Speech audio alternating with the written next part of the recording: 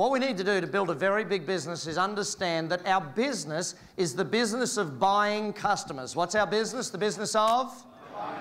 Now, what do I mean by that? Well, your acquisition cost, what do we call it? It's acquisition cost is, let's say you spent £1,000 running an ad and you got 10 new customers. What did each customer cost you to buy them? £100 per customer. Does that make sense?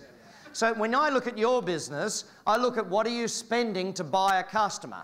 I'm then also looking at how much do you get from that customer. So if you spent £100 on a customer, how much money do you think you want to make on the first sale?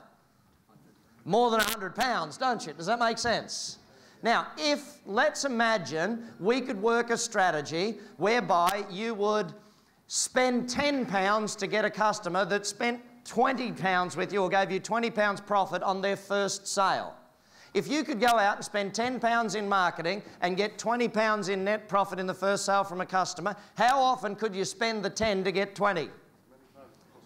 As many 10s as you had. Does that make sense? So I'll draw an example so that you can actually understand how this works. I'll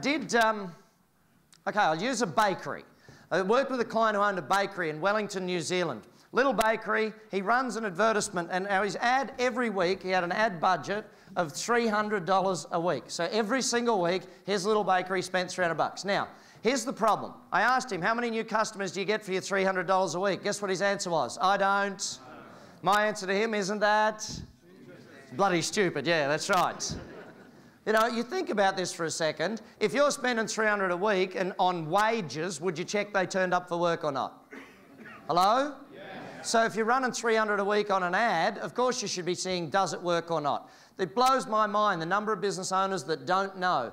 Write down these two words, test and measure. Test and measure.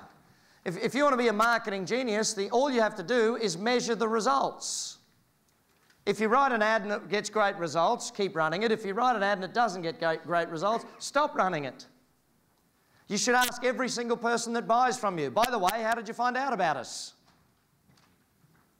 Would that be difficult to have a little thing by the register or by the phone? By the way, how did you find out about us? You mark it off. What will you find after a couple of weeks of measuring those things?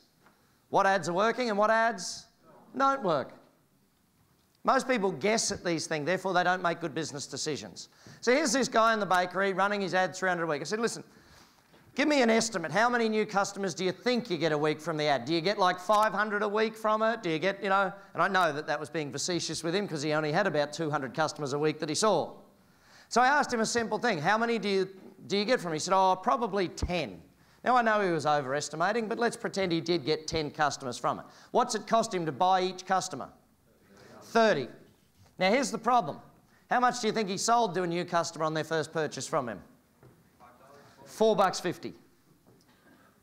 So how much was he losing to buy every new customer? $25.50 on every customer he was losing when he bought them in. Now, at $4.50 average sale, he didn't know how much repeat business he got. He didn't know their lifetime value. He didn't know any of this sort of stuff. Do you think he was very happy to learn that he was losing $25.50 for every new customer? Yes or no? No. Not a chance. Write this down. Repeat business equals profit. Repeat business equals profit. I can tell how profitable a business will be by how many repeat customers they get. Because, see, buying customers is expensive. Now, how many of you would like to learn how I got his business to buying customers for less than $1 a piece? Would anyone like to know that lesson? Say yeah. Yeah. Now, if he was buying them at less than $1 a piece, do you think he could afford to buy unlimited customers? Yes or no? Yeah. Of course he could. So here's what we did. We took his advertisement, which was a name, rank and serial number ad. Do you all know what I mean by a name, rank and serial number ad? What was at the top of the ad? Company name. What's the stupidest thing to put at the top of an ad? Company name. Who cares about your name up in lights? You. And maybe your mother, you know? She doesn't buy too much, I would guess. So here's the point. You've got to write a good ad. So we turned his ad around. I worked up and I said to him, listen, what we're going to do is we're going to run a new advertisement. It's going to say, free chocolate eclair. Just cut out and bring in this coupon. He said, Brad, I couldn't possibly. I said, why not? How much does it cost you to make eclair? He said, oh, about 30 cents in hard cost. I said, great, so we're going to run this ad. He said, but Brad, I couldn't possibly do that. I said, what do you mean? He said, do you realise how many hundreds of people in this town would come in for a free eclair? Proof that he was a New Zealander. There's only one team we care about beating more than you English. That's the Kiwis. I said, how many hundred do you reckon would come in? He said, hundreds. I said, would you get 300 in? He said, at least 300. Down to $1.30 on his guess. First week he ran the ad, 587 replies. That brings it to less than $1 a piece to buy a customer. We changed the script for the people on the front desk so that they could actually make sales to all those people. 16 out of every 17 people that came in for the eclair grabbed the eclair and bought other things. It boosted the average sale to $5.50 by training the sales force at the front counter. 1 in every 17 people came in, grabbed the eclair, did a runner. Okay, probably all related to each other. But you look at this, our job is to not sell customers, our job is to buy customers. The question is, at what price are you paying for them now? Raise your hand if you do actually have that number. You know it down to pounds and pence. You've measured that number precisely. Hands up if you know that. So we got, what, about 10 of you in the room. The rest of you, what's that mean you've got? Massive room for? Do you think the day you learn that number is going to be a fun thing? Yes. No, it's not. Because you're going to find out that you're paying a lot more for a customer than you thought you were paying. When you start measuring it, you're going to sit there and go, oh, that hurts. But the good part about it is now that we know the number, we can improve it. See, I look at these things time after time. Our job is to buy customers. Actually, let me give you one of my old businesses, a dog food business called Trophy Dog Food.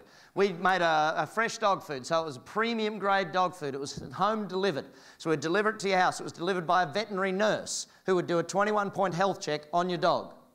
Okay? So while they were there, so premium product, premium service also means what? Premium price and premium profit, okay, which is always important. So here I was running this business. And by the way, business can be fun. In that business, we had a guarantee. The guarantee read, if your dog should ever die while you're a customer of ours, we will buy you a new dog.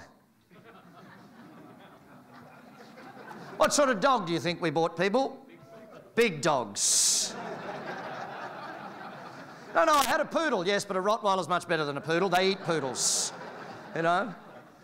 It's amazing what you can do with it, you know, and you have fun with it. But in that business, I'm going to give you some numbers. Now, once I give you these numbers, you will know enough to know our marketing budget. In that business, my first sale to a brand new customer was $108 on average. That was our first sale, their first 6-week supply of dog food. So they would get that, we would deliver it to them. Out of that $108, we had a $38 net profit. 38 of that was net profit to us, okay, after all the costs are taken into account. So you now have enough information to know my marketing budget. What was it? $38 per customer. Any advertisement I ran that bought me a customer for less than $38, where my acquisition cost was below $38 for a new customer, was a good ad. I could keep running it forever. Does that make sense? Hello? Yeah. So here I was. I'll give you an example. My radio advertisements. Radio ads bought me customers for $22 a piece. So I put out 22, I get back 38. How often can I put out 22? As often as I want. As long as we can keep up with the demand. Does that make sense? See, the radio station would say to me, how often do you want us to run your ad? I said, you can run it as often as you like. What do you mean? Well, as often as you want to run the ad, you can run the ad. Because I know that it cost me $22 to buy a customer. Now, there is a diminishing value once you run it too often. But the point of it is, my TV ads bought me customers at $4.50. Do you think I was pretty excited about a $4.50 acquisition cost, yes or no?